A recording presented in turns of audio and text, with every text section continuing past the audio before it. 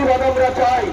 মাননীয় মহকুমা শাসক, আপনি অবিলম্বে বিদ্যালয়গুলির মধ্যে উপযুক্ত শিক্ষক দিন, বিষয় শিক্ষক দিন, স্কুলগুলি পরিচালনার ব্যবস্থা করুন, সুন্দর করে খেলাধুলা করার জন্য মাঠের ব্যবস্থা করুন। ছাত্রছাত্রীদের কোনো কিছুই করছেন না। প্রতিবাদ হচ্ছে, আমরা মিছিল নিয়ে এসেছি।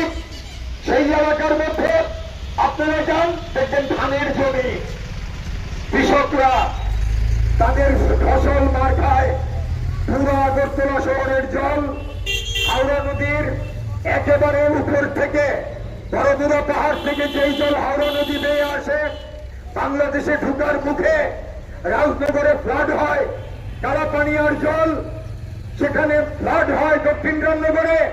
আপনারা জানেন বাংলাদেশে ঢুকার মুখে ফ্লাড হয়, বন্যা। এই বন্যার হাত থেকে সেই এলাকার মানুষকে রক্ষা করবেন কে? সরকার, প্রশাসন, এসডিএম সাহেব, ডিএম সাহেব। প্রত্যেকবার সেখানকার মানুষ জলের নিচে চুবা খায়, জলের নিচে ডুবে থাকে।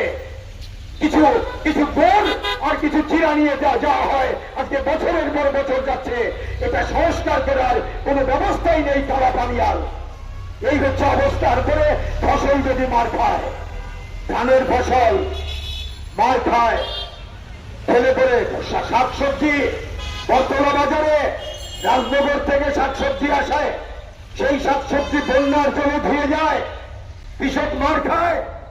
তারপরে আবার যে লাগাবে সেই টাকা নাই। সরকার বীজের টাকা, জলসেচের টাকা, সারের টাকা, জমি বাছাই করার টাকা, মেশিন পত্র, ট্রাক্টর, স্প্রে মেশিন মাগনা ভর্তুকি দিয়ে দেয় না। বিমার টাকা, ইন্স্যুরেন্সের টাকা 1 টাকা দেয় না। এই হচ্ছে অবস্থা। তারপরে মুখে বড় বড় কথা, তারা কৃষকের কল্যাণ করবে। আগরতলা শহরের উপকণ্ঠে কৃষকদের এই দুঃখের কথা কে বলবে, কে শুনবে?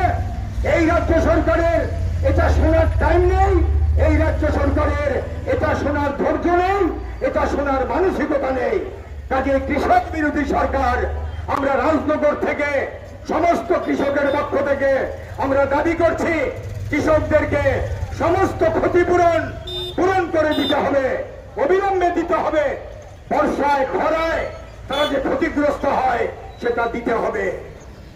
আপনারা যান চক্কর বাজারে, মদ বিক্রির অবস্থা দেখবেন, এই মাথা থেকে ওই মাথা। আপনারা যান ওই এলাকাটার মধ্যে, ছোট ছোট ক্যাপসুল কাগজের মধ্যে মুড়িয়ে মুড়িয়ে বিক্রি হচ্ছে। এগুলো কি নেশা? নেশা। এক একটা পরিবার 12টা বেজে যাচ্ছে, এক একটা পরিবার বলছে যা হচ্ছে আমাদের ঘরের ছেলেগুলো নষ্ট হয়ে যাচ্ছে, চাকরি নাই, গরিবের ঘরে কোনো চাকরি নাই। 10,323 চাকরি তো ওরা ফিরিয়ে দেবে বলে দিল না।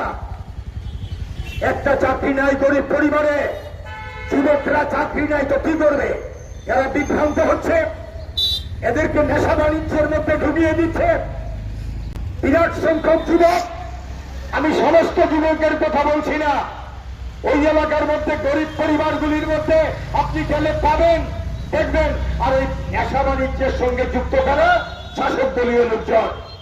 শাসক দলীয় লোকজন রোজগার করছে, গাঁজার ব্যবসা থেকে আরম্ভ করে নানা রকম এই সমস্ত নেশাদ্রব্যের নামও আমরা বলতে পারি না, নাম জানি না আমরা।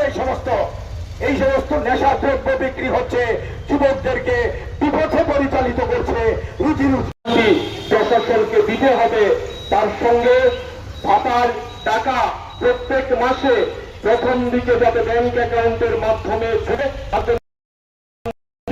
গত 2-3 মাস যাবৎ ভাতার টাকা সঠিকভাবে ভাতা প্রাপকদের হাতে পৌঁছচ্ছে না। আমরা সেই ক্ষেত্রে আমাদের প্রতিবাদ এসডিএম এর নিকট জানানোর চেষ্টা করেছি। তার সঙ্গে গত বিধানসভা নির্বাচনের আগে বর্তমান শাসক দল জনগণের সামনে প্রতিশ্রুতি দিয়েছিল, এদের সরকার হলে ভাতার পরিমাণ হবে 5,000 টাকা, কিন্তু সেই ক্ষেত্রে এখন এরা নীরব, নিশ্চুপ রয়েছে।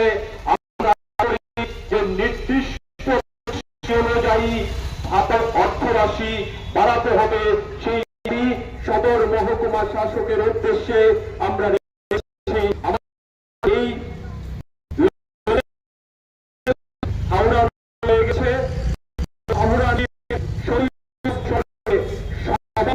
মহাল নদীর ক্ষমতা বৃদ্ধি করার জন্য নির্দিষ্টভাবে পদক্ষেপ নিতে হবে এবং তাতে এলাকায় বন্যার সময়ে যে দুরবস্থা তৈরি হয় তা নিরসন করার জন্য বন্যা রোধে বা বন্যার প্রকোপ যাতে কমানো যায় জন্য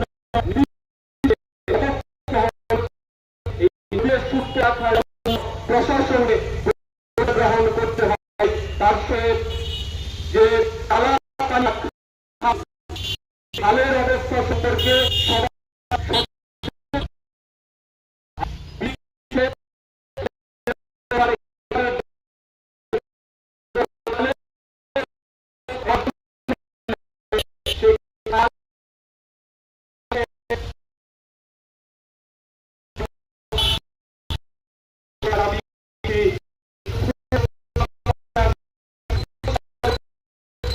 এই